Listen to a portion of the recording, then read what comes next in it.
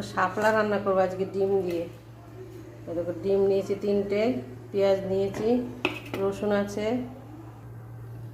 কটা লঙ্কা দিন না। এখন লঙ্কা না কাঁচা দিলে পরে কেমন একটা গন্ধ বেরোয়, সেজন্য একটুখানি ভেজে নিলাম। ডিম 3টে ভেজে নেব। ডিম ভাজা হয়ে গেছে, তুলে নিলাম।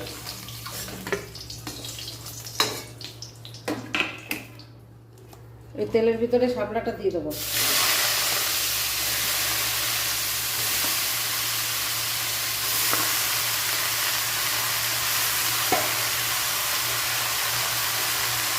হলুদ দিয়ে দেবো স্বাদ মতো, স্বাদ অনুযায়ী লবণ দিয়ে দেবো।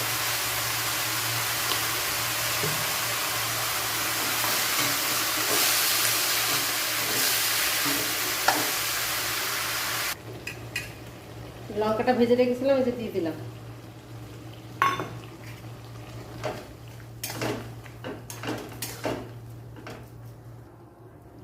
ফোড়ন দেবো, এই যে জিরে দিয়ে দিলাম ফোড়নে, আর যে পেঁয়াজ কুচি রেখেছি দিয়ে দিলাম।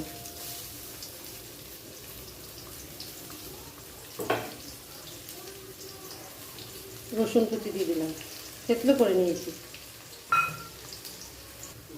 রসুন পেঁয়াজ ভাজা হয়ে গেছে, এবার দিয়ে দেবো।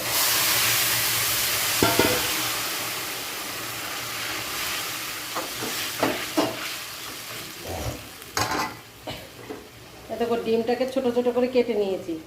ভাজার আগে তো ভাজলে পরে কাটলে পরে ভাজতে পারতাম না, তাই আগে ভেজে নিয়ে তারপর কেটেছি। তোমরা একবার এরকম করে খেয়ে দেখবা, খুব ভালো লাগে খেতে। এবার হয়ে গেছে, নামিয়ে নেবো।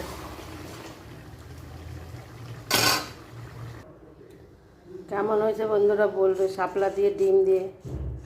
তোমরাও এরকম বাড়িতে করে খেয়ে দেখো।